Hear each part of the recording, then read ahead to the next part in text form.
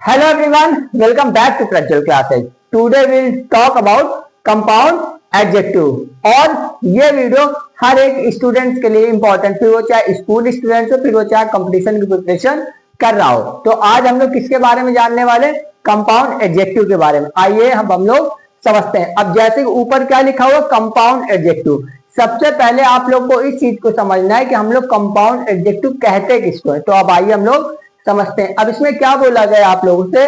When to word combined, जब दो word combine हो जाते हैं, मिल जाते हैं, टू डिस्क्राइब अ नाउन, और वो किसको डिस्क्राइब करते हैं? नाउन को। और वो किसको डिस्क्राइब करते हैं? नाउन को। We join them with a hyphen, और अपने साथ किसका यूज करते हैं? हाइफन का। अब ये क्या है? एक प्रकार का चिन्ह होता है, एक प्रकार का होता है साइन, तो उसी को आप लोग क्या कहेंगे?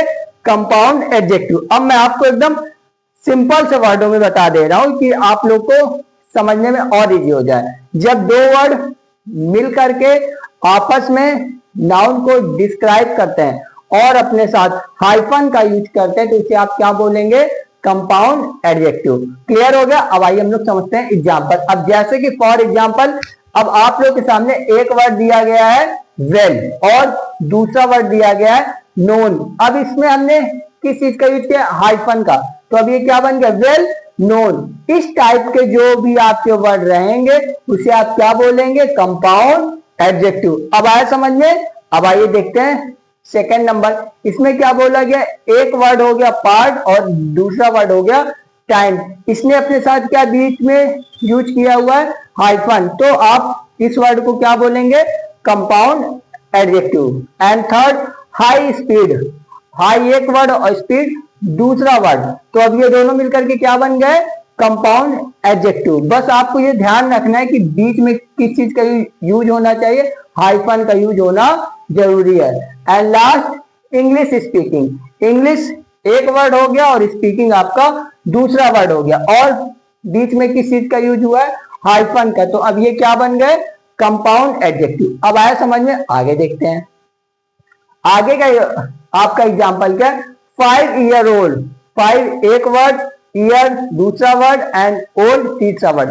अब इसमें कितने वर्ड हो गए? 3 वर्ड हो गए, और इसने अपने साथ किस चीज का यूज किया? हाइफन का। तो अब ये आपका कौन सा एडजेक्टिव बन गया? Compound adjective. अब आया समझ में? अब बताइए इसमें कोई डाउट, किसी प्रकार का कोई कंफ्यूजन? आगे देखते हैं एग्जाम्पल। अब मैंने आप लोगों को कंपाउंड नाउन के बारे में बता दिया कि अब क्या होता है। अब आइए समझते हम लोग एग्जाम्पल। एग्जाम्पल में क्या बोला गया है? एक एग्जाम्पल आपका ऊपर दिया गया और एक एग्जाम्पल आपका नीचे दिया गया। अब आपको इस चीज को फाइंड करना है कि कौन सा एग्जाम्पल सही है और कौन सा एग्जाम्पल है रॉन्ग। अब आइए देखते, ऊपर वाले में क्या बोला गया है? The boy is 5 years old boy. The boy is 5 years old boy. जो लड़का है वो कितने साल का है? 5 ईयर्स का है। अब आप लोग देख रहे होंगे कि एक वर्ड ये, दूसरा वर्ड ये, एंड तीसरा वर्ड ये। इन 3 वर्ड के बीच में किस चीज का यूज हुआ है? हाइफन का यूज हुआ है। तो ये जो 3 वर्ड आए हैं, अब ये किसको डिस्क्राइब कर रहे हैं? बॉय को। अब ये बॉय आपका क्या हो गया? ये आपका हो गया नाउन, और ये 3 वर्ड दिए गए 5 ईयर ओल्ड, ये आपका कौन सा एडजेक्टिव हो गया? Compound adjective. क्लियर हो गया? अब ये वाला एग्जाम्पल आपका हो गया राइट। अब भाई क्यों राइट है? तो मैं भी आपको ये बता दे रहा हूं, क्योंकि अगर आप लोग देख रहे होंगे तो ये 5 ईयर ओल्ड बॉय, अब ये एक तरीके से किसको डिस्क्राइब कर रहा है? नाउन को डिस्क्राइब कर रहा है, इसलिए ये वाला एग्जाम्पल आपका हो गया राइट। एंड अब देखते दूसरा एग्जाम्पल। दूसरे एग्जाम्पल में क्या बोला गया? He is 5 years old boy. He is 5 years old boy. इसमें अगर आप लोग देख रहे होंगे तो अब इसमें क्या बोला गया है? He is 5 years. ईयर्स में क्या लग गया है?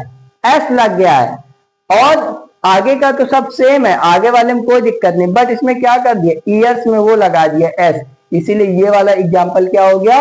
रॉन्ग। अब आए समझ में? ओवरऑल इसका कहने का मतलब यह है कि जब अगर आप किसी भी सेंटेंस में कंपाउंड एडजेक्टिव का यूज करेंगे तो उसमें आप केवल क्या यूज करेंगे? हाइफन का। कोई भी वर्ड में आपका जो भी कंपाउंड एडजेक्टिव का वर्ड रहेगा उसमें आपको इस का यूज बिल्कुल भी नहीं करना है। ठीक है? अब आया समझ में? इसमें कोई डाउट, कोई कंफ्यूजन? क्लियर हो गया? ओके गाइज, अब मैं एक साइड हो जा रहा हूं, आप लोग स्क्रीनशॉट ले लीजिए। अब आप लोगों ने स्क्रीनशॉट ले लिया होगा। ओके गाइज, कंपाउंड एडजेक्टिव को पहचानने का सबसे अच्छा तरीका क्या होता है कि इसके बीच में किस चीज का यूज होता है? हाइफन का यूज होता है। एक बात और बहुत इंपॉर्टेंट है कि जब आप किसी भी सेंटेंस में अगर कंपाउंड एडजेक्टिव का यूज करते हैं तो उसमें किसी भी वर्ड में आपको एस का यूज नहीं करना है। बस इतना ही ध्यान रखना है, क्योंकि कंपटीशन में क्या होता है कि इस टाइप के क्वेश्चन बहुत ज्यादा पूछे जाते हैं। उसमें आपसे क्या कर देगा? एस लगा देगा। आपको लगेगा एकदम सही है, बिकॉज क्यों सही है? क्योंकि आपको ऐसा लगेगा कि इधर क्या लिखा है? 5 ऑलरेडी प्लूरल है, तो इसमें आपने क्या लगा दिया? एस। हाँ, ये एकदम सही होगा, बट ऐसा बिल्कुल नहीं है। क्यों नहीं है? ऐसा क्यों है? इसलिए ऐसा है क्योंकि आप लोग जानते हैं अगर आप कंपाउंड एडजेक्टिव का यूज कर रहे हैं तो आप उसमें किसी भी वर्ड में एस का यूज बिल्कुल नहीं करेंगे। ओके गाइज, अगर वीडियो अच्छा लगा तो please like share and subscribe करिए। Thank you guys.